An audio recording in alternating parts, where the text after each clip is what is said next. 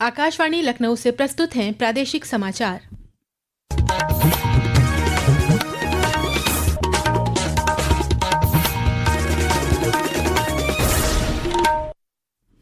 मुख्य समाचार। प्रदेश में 17 जिलों की 1,16,000 से अधिक आबादी बाढ़ की चपेट में।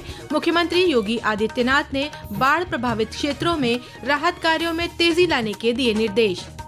मुख्यमंत्री ने आज सहारनपुर में 381 करोड़ रुपए की विकास परियोजनाओं का किया लोकार्पण। मेरठ में इंटीग्रेटेड टाउनशिप की रखी आधारशिला। सावन के आखिरी सोमवार पर आज शिवालयों में उमड़ी श्रद्धालुओं की भीड़। वाराणसी में बाबा विश्वनाथ का किया गया विशेष रुद्राक्ष श्रृंगार। और अयोध्या में कल से 18 अगस्त तक चलेगी 13 जिलों के लिए अग्निवीर भर्ती। ऑनलाइन संयुक्त प्रवेश परीक्षा उत्तीर्ण करने वाले अभ्यर्थी होंगे शामिल।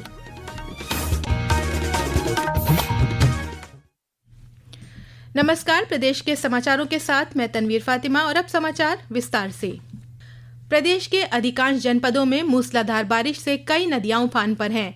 राहत आयुक्त कार्यालय के अनुसार प्रदेश के 17 जिलों की 40 तहसीलें और 694 गांव बाढ़ की चपेट में हैं। इन इलाकों की 1,16,000 से अधिक आबादी बाढ़ से प्रभावित हुई है। बाढ़ प्रभावित इलाकों में एनडीआरएफ की 14, एसडीआरएफ की 15 और पीएससी की 15 टीमें तैनात की गई हैं। प्रभावित क्षेत्रों में नावों और मोटरबोट की सहायता से राहत सामग्री पहुंचाई जा रही है। इस बीच लगातार हो रही बारिश और बांधों से पानी छोड़े जाने के कारण बुंदेलखंड और कानपुर मंडल के जिलों में यमुना, चंबल, बेतवा और केन नदियों का जलस्तर बढ़ गया है। चित्रकूट में मंदाकिनी नदी खतरे के निशान से ऊपर बह रही है। वहीं कानपुर बैराज से पानी छोड़े जाने के कारण वाराणसी, बलिया, मिर्जापुर, चंदौली और गाजीपुर में गंगा नदी खतरे के निशान से ऊपर बह रही है।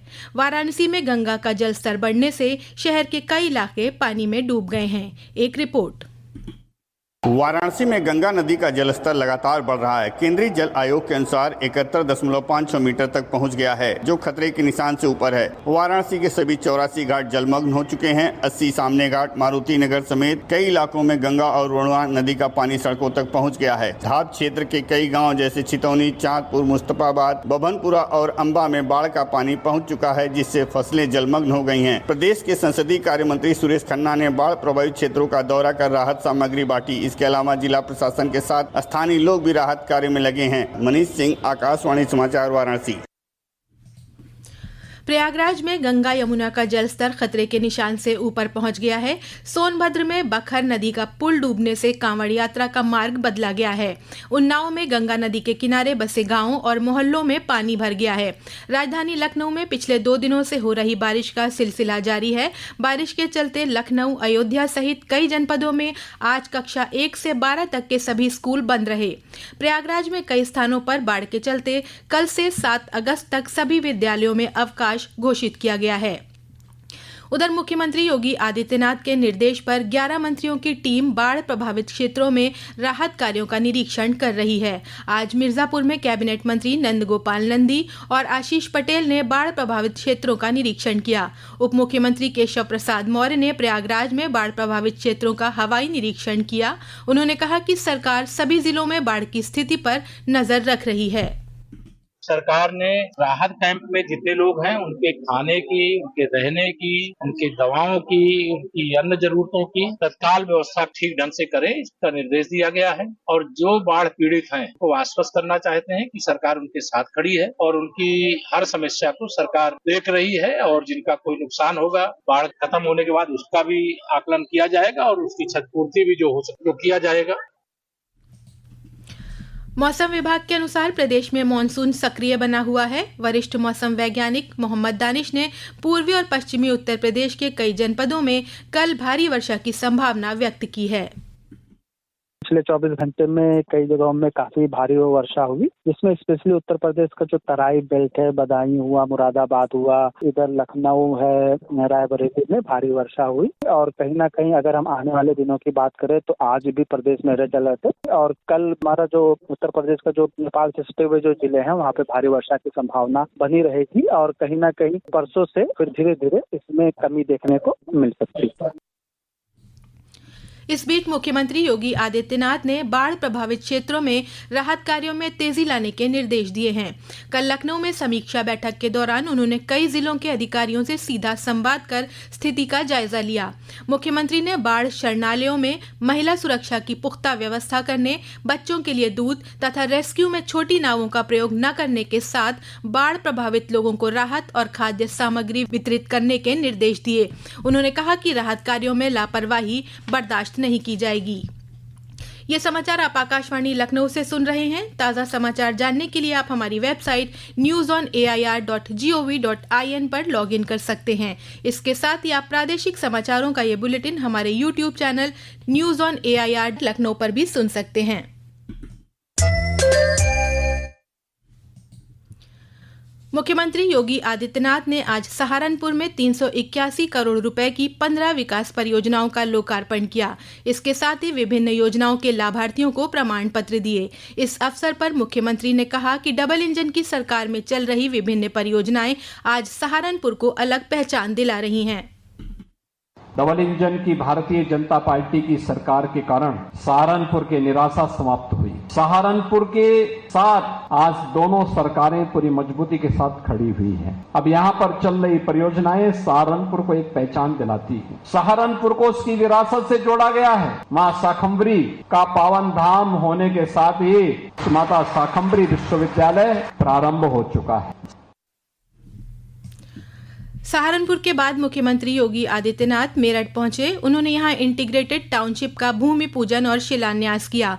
कार्यक्रम के दौरान श्री योगी ने मुख्यमंत्री युवा उद्यमी विकास अभियान के तहत 675 उद्यमियों को 29 करोड़ रुपए के ऋण वितरित किए।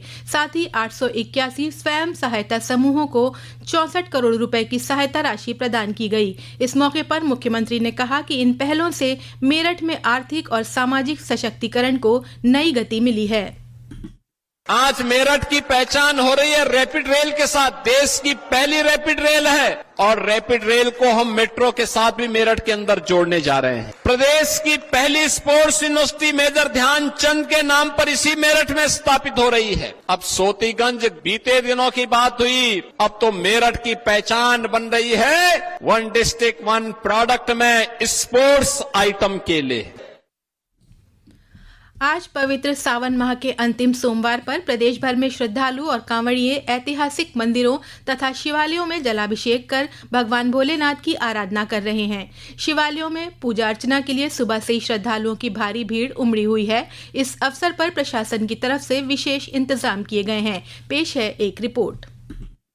लखनऊ के प्रसिद्ध मनकामेश्वर मंदिर, सिद्धनाथ मंदिर सहित अन्य मंदिरों में सुबह से ही भक्त अपने आराध्य के दर्शन पूजन कर रहे हैं। वाराणसी में आज बाबा विश्वनाथ का विशेष रुद्राक्ष श्रृंगार किया गया। देश के कई हिस्सों से श्रद्धालु बाबा विश्वनाथ का जलाभिषेक करने पहुंचे हैं। भगवान राम की नगरी अयोध्या भी शिवमय हो गई है। श्रद्धालुओं ने सरयू स्नान के बाद नागेश्वरनाथ महादेव का सरयू नदी के जल से अभिषेक किया। प्रदेश भर के प्रमुख शिवालयों में जलाभिषेक के लिए श्रद्धालुओं की लंबी कतारें लगी हैं। अमरोहा के गजरौला में शिव चाकेश्वर झारखंडी महादेव मंदिर पर जलाभिषेक करने वाले भक्तों की लाइन लगी हुई है। वहीं शाहजहांपुर के बनखंडीनाथ, विश्वनाथ, चौकसीनाथ मंदिरों में श्रद्धालुओं का तांता लगा हुआ है। समाचार कक्ष से शैलेंद्र शर्मा। सेना भर्ती कार्यालय अमेठी के तहत 13 जिलों के लिए अग्निवीर सेना भर्ती रैली कल से 18 अगस्त तक अयोध्या कैंट स्थित डोगरा रेजिमेंटल ग्राउंड पर होगी। इस रैली में 30 जून से 10 जुलाई तक आयोजित ऑनलाइन संयुक्त प्रवेश परीक्षा उत्तीर्ण करने वाले अभ्यर्थी भाग लेंगे। ये भर्ती Agniveer general duty, clerk, technical और ट्रेड्समैन के रिक्त पदों के लिए की जा रही है। इसके साथ ही सिपाही नर्सिंग असिस्टेंट और सिपाही फार्मा श्रेणियों के लिए भी भर्ती की जाएगी। और अंत में मुख्य समाचार एक बार फिर। प्रदेश में 17 जिलों की 1,16,000 से अधिक आबादी बाढ़ की चपेट में। मुख्यमंत्री योगी आदित्यनाथ ने बाढ़ प्रभावित क्षेत्रों में राहत कार्यों में तेजी लाने के दिए निर्देश। मुख्यमंत्री ने आज सहारनपुर में 381 करोड़ रुपए की विकास परियोजनाओं का किया लोकार्पण। मेरठ में इंटीग्रेटेड टाउनशिप की रखी आधारशिला। सावन के आखिरी सोमवार पर आज शिवालयों में उमड़ी श्रद्धालुओं की भीड़। वाराणसी में बाबा विश्वनाथ का किया गया विशेष रुद्राक्ष श्रृंगार। और अयोध्या में कल से 18 अगस्त तक चलेगी 13 जिलों के लिए अग्निवीर भर्ती। ऑनलाइन संयुक्त प्रवेश परीक्षा उत्तीर्ण करने वाले अभ्यर्थी होंगे शामिल। इसी के साथ प्रादेशिक समाचारों का ये बुलेटिन समाप्त हुआ। अगला बुलेटिन रात 8 बजे FM पर प्रसारित किया जाएगा।